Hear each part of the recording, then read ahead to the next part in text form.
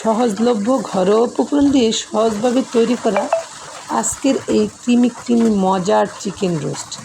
ইচ্ছে করলে যে কেউই তৈরি করে নিতে পারবেন, শুধু এক ঝলক উপকরণগুলি দেখে নিলেই হবে। হ্যালো, আসসালামু আলাইকুম ইব্রান, ওয়েলকাম জানাচ্ছি আমার এই কিচেনে। দোকানের রোস্ট থেকে হাজার গুণ মজার হবে, শুধু এভাবে করে বানিয়ে নেবেন।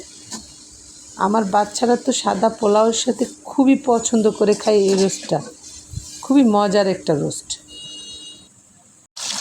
এখানে আমি 2টা সোনালি মুরগি কেটে ধুয়ে রেডি করে নিয়েছি। অল্প একটু লবণ মাখিয়ে তারপর হালকা করে ভেজে নিচ্ছি। পরিবারের সবার ডিমান্ড অনুযায়ী মজার খাবারগুলি আমি প্রায় বানিয়ে দিই। সবাই যখন হইচই করে আনন্দ করে খায়, তখন আমার কষ্টটা একদমই গায়ে লাগে না, আর জীবনটা তখন মনে হয় আনন্দময় হয়ে ওঠে। মুরগি ভাজাভাজির পর্ব শেষ। এখন একই তেলে আমি পেঁয়াজ কুচিগুলি ব্রাউন করে ভেজে নিয়েছি, গরম মশলা দিয়ে দিলাম, তারপর অ্যাড করে দিচ্ছি আদা রসুন পেস্ট সহ মরিচের গুঁড়ো দিয়ে দিয়েছি। এখানে একদম মিষ্টি রোস্ট খেতে বাচ্চারা একদমই পছন্দ করে না, হালকা ঝাল ঝালের খেতে পছন্দ করে। আর টক দই, বাদাম, জত্রিক, জায়ফল আর পেঁয়াজ, কাঁচা পেঁয়াজ 4টা 2টা মুরগির জন্য আমি একসাথে ব্লেন্ড করে নিয়েছি। তারপর সে পেস্টও দিয়ে দিলাম। নেড়ে চেড়ে মশলাগুলো ভালোভাবে কষিয়ে নিয়েছি। লবণ দিতে ভুলে গিয়েছি, লবণও দিয়ে দিলাম।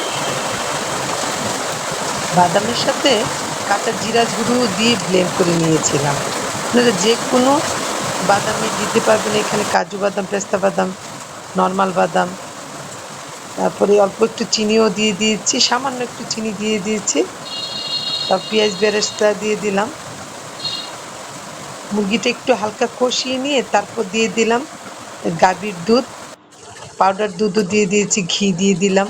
সব একসাথে দিয়ে নেড়ে চেড়ে একদম ভালোভাবে ঢেকে মশলার সাথে মিশিয়ে ভালোভাবে ঢেকে সিদ্ধ করে নিতে হবে।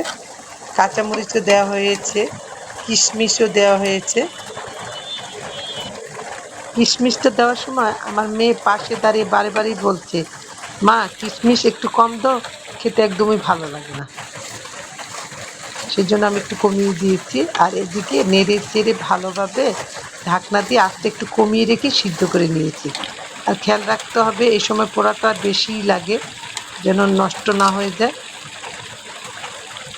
তরকারিতে তেল ছেড়ে দিয়েছে, এখনই নামিয়ে নিতে হবে। টক দই, দুধ আর বাদাম আর ঘিয়ের ঘন মিশ্রণে একটা মজার একটা ক্রিমি ভাব চলে এসেছে। আমি অলরেডি সাদা পোলাও রান্না করে নিয়েছি, খেতে দারুণ হবে। সবাই ভালো থাকবেন। আল্লাহ হাফেজ।